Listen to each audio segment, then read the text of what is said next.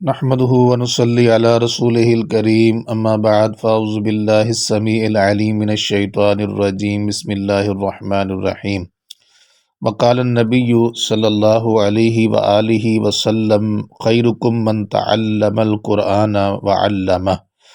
تم میں سے بہترین شخص وہ ہے جو قرآن مجید کو سیکھتا ہے، اس کی تعلیم حاصل کرتا ہے، سمجھنے کی کوشش کرتا ہے اور پھر اس کو آگے پھیلانے کی کوشش کرتا ہے، تو دنیا میں اللہ کے ہاں سب سے زیادہ معزز، عزت والا، اکرام والا وہ شخص ہے۔ سامعین، ہماری سورہ حجرات کی آخری 2 آیتیں رہ گئی تھیں۔ الحمدللہ سورہ حجرات ہم نے مکمل کر لی ہے اور کوشش کی ہے کہ سورہ حجرات کے تمام جتنی بھی آیات تھیں ان آیات کا لغوی معنی اور اسی طرح آیت کا ترجمہ، سلیس ترجمہ اور تفسیر، توضیح، تشریح اور جو بھی اس میں احکامات تھے وہ آپ کے سامنے بیان کیے ہیں۔ اور یہ ایک خزانہ تھا جو اللہ تعالیٰ کی طرف سے عطا کردہ مسلمانوں اور مومنوں کے لیے، اور یہ بہت بڑی ایک خیر ہے اور یہ ہدایت کا ذریعہ ہے۔ تو میں دعا گو ہوں اللہ تعالیٰ ہمیں جو سنا ہے اور جو پڑھا ہے اس کو سمجھنے اور اس پر عمل کرنے کی توفیق عطا فرمائے، اور اللہ تعالیٰ ہمیں توفیق دے کہ ہم اس کو آگے سے آگے پہنچانے اور پھیلانے کا ذریعہ بنے۔ تو ناظرین، سامعین، اس لیکچر میں جو 13واں لیکچر ہے، اللہ تعالیٰ فرماتے ہیں یمنون علیک ان اسلموا۔ منا یمنو کا معنی احسان جتلانا، یمنون یہ جمع مذکر غائب کا صیغہ ہے اور من اس کا مادہ ہے، منا یمنو اس کا باب ہے، ماننا یمننو ناصر ینصرو۔ اس کا مطلب کیا ہے؟ احسان جتلانا، یعنی کہ کچھ دیہاتی اور اعرابی رسول اکرم صلی اللہ علیہ وسلم کی مجلس میں آتے اور اپنے اسلام لانے کو بطور احسان بیان کرتے کہ گویا کہ ہم نے احسان کیا ہے اسلام کو قبول کر کے، مسلمان ہو کر۔ تو یہ بات ان کی اللہ کو پسند نہیں آئی کہ انسان جو بھی عمل کرتا ہے وہ اپنی ذات کے لیے کرتا ہے، اپنے فائدے کے لیے کرتا ہے، اس کو ہی فائدہ ملنا ہے۔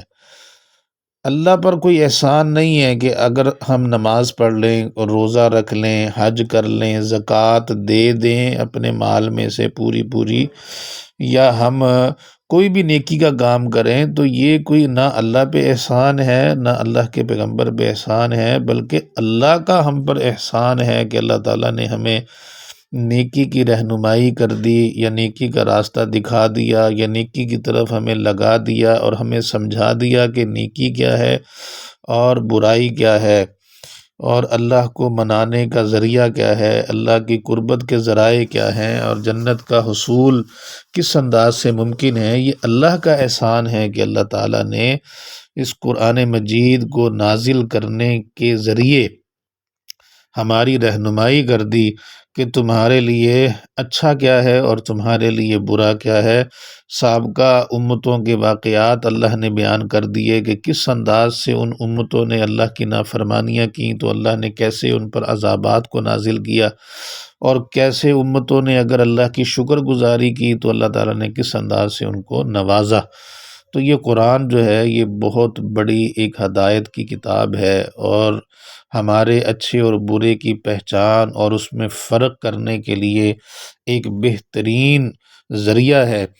کہ جس کی وجہ سے جس کے ذریعے سے ہم اچھائی اور برائی میں فرق کر سکتے ہیں۔ تو جو دیہاتی تھے، اعرابی تھے، وہ جب آپ صلی اللہ علیہ وسلم کی مجلس میں آتے تو وہ کیا کہتے کہ ہم اسلام لے آئے، یعنی کہ اسلام لانا جو ہے وہ اس کو ایک احسان سمجھتے تھے۔ تو یمنون وہ احسان جتلاتے ہیں، علیہ کا آپ کے سامنے آ کر ان اسلموا کہ وہ مسلمان ہو گئے، یعنی اپنے اسلام لانے کا وہ احسان جتلاتے ہیں آپ پر، تو قل اے پیغمبر کہہ دیجئے لا تمنوا علیہ اسلامکم، نہ تم احسان جتلاؤ مجھ پر اپنے اسلام لانے کا، یعنی کہ تمہیں یہ انداز تمہارا غلط ہے، بلکہ تمہیں اللہ کا شکر ادا کرنا چاہیے۔ اگر تم مسلمان ہو گئے ہو، اسلام میں داخل ہو گئے ہو، تو تم جہنم کی آگ سے بچ گئے ہو اور جنت کے راستے پہ چل پڑے ہو، تو یہ تم احسان جتلانے کی بجائے اللہ کا شکر ادا کرو۔ بل اللہ یمن علیکم، بلکہ اللہ کی ذات ہے جس نے احسان کیا ہے علیکم تم پر، ان ہداکم کہ تمہاری رہنمائی کر دی، ہدا یہدی منا سیدھا راستہ دکھانا، رہنمائی کرنا، ان ہداکم کہ تمہاری رہنمائی کر دی اللہ تعالیٰ نے، للایمان ایمان کی طرف، ان کنتم صادقین اگر ہو تم سچے، اگر اپنے ایمان لانے میں سچے ہو، اسلام میں سچے ہو، تو پھر یہ تم پر اللہ کا احسان ہے کہ تمہیں اللہ تعالیٰ نے ہدایت کا راستہ دکھا دیا ہے۔ تو اس آیت میں بہت ایک قیمتی بات ہمارے سمجھنے کے لیے وہ یہ ہے کہ ہمیں بھی نیکی کر کے اس کو جتلانا نہیں چاہیے۔ کسی کے ساتھ بھی آپ نے نیکی کی ہے تو کبھی بھی آپ جتلائیں نہ، اور اگر اللہ نے آپ کو ایمان دیا ہے، اسلام کی نعمت دی ہے، تو یہ اللہ پر احسان نہیں ہے یا اللہ کی شان میں کوئی اضافے کا باعث نہیں ہے کہ آپ مسلمان ہو گئے ہیں یا آپ مومن ہیں یا آپ نے نماز پڑھ لیا یا آپ نے کوئی روزہ رکھ لیا یا کسی کو آپ نے صدقہ دے دیا ہے یا کسی کو آپ نے خیرات ڈال دی ہے، تو یہ آپ سمجھے کہ میں نے بہت بڑا احسان کیا ہے، اللہ پر احسان کر دیا ہے، یا میں نے کسی غریب پر، نہیں، احسان نہیں یہ، بلکہ کسی کو دے دینا یہ تم پر احسان ہے کہ تم اگر کسی کو دیتے ہو، صدقہ دیتے ہو یا خیرات دیتے ہو، تو وہ تمہارے گناہوں کی مٹنے کا باعث بنتا ہے کہ اس کے ذریعے سے تمہارے گناہ مٹ جائیں گے اور اللہ تعالیٰ کا رضا تمہیں مل جائے گی۔ تو گویا کہ کوئی بھی عمل انسان کرتا ہے تو وہ اپنی ذات کے لیے کرتا ہے، کسی کے لیے نہیں کرتا، اور نہ ہی اس سے کسی کو فائدہ ہونے والا ہے۔ مطلب خاص طور پہ اگر تم یہ کہو کہ اللہ کے اوپر ہم احسان کر رہے ہیں نیکی کر کے، تو یہ غلط بات ہے، غلط انداز ہے، بلکہ اللہ کا شکر ادا کرو کہ اللہ نے تمہیں توفیق عطا فرما دی ہے نیکی کرنے کی،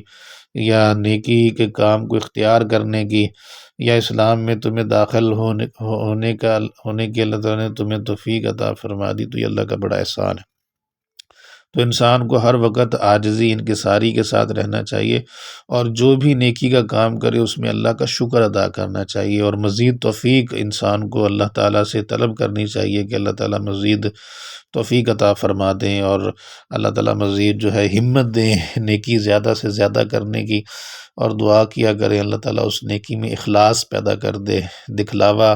اس سے اللہ تعالیٰ بچا لے، کیونکہ نیکی میں اگر دکھلاوا آ جائے تو وہ نیکی برباد ہو جاتی ہے، تباہ ہو جاتی ہے، اور انسان کے لیے قیامت کے دن کوئی وہ نیکی کام نہیں آئے گی۔ تو اس کے بعد اللہ تعالیٰ فرماتے ہیں ان اللہ یعلم غیب السماوات والارض، آخری آیت میں اللہ تعالیٰ نے اپنی علمیت کا اظہار کیا ہے کہ اللہ تعالیٰ کا علم کتنا وسیع ہے۔ اللہ وہ ذات ہے جو آسمانوں کے غیب کو بھی جانتا ہے اور زمین کے غیب کو بھی جانتا ہے۔ غیب سے مراد چھپی ہوئی چیزیں، یعنی آسمانوں کی چھپی ہوئی چیزوں کو بھی اللہ جانتا ہے اور زمین کی چھپی ہوئی چیزوں کو بھی اللہ جانتا ہے۔ تو جو چھپی ہوئی چیزوں کو جانتا ہے تو وہ ظاہر کو بالاولیٰ جانے گا۔ تو یہ بڑا دقیق نکتہ ہے کہ اللہ تعالیٰ نے کیا فرمایا کہ بے شک اللہ آسمانوں اور زمین کے غیب سے واقف ہے، چھپی ہوئی چیزوں سے واقف ہے، تو بالاولیٰ اللہ تعالیٰ پھر جو ظاہری چیزیں ہیں اس سے تو اللہ تعالیٰ بالاولیٰ واقف ہوں گے۔ تو واللہ بصیر، اللہ دیکھنے والا ہے، بما تعملون، جو تم عمل کر رہے ہو، تمہارے ہر عمل سے اللہ واقف ہے، انسان کے چھوٹے سے چھوٹے عمل کو بھی اللہ جانتا ہے، دیکھتا ہے، اور اللہ تعالیٰ اس سے واقف ہے۔ اللہ فرماتے ہیں نحن اقرب من حبل الورید، میں تو تمہاری شارک سے بھی زیادہ قریب ہوں۔ تو اللہ تعالیٰ انسان کے ہر عمل سے واقف ہے۔ تو معزز سامعین، یہ دو آیتیں تھیں۔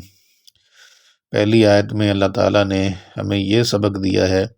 کہ ہمیں نیکی کر کے جتلانا نہیں چاہیے۔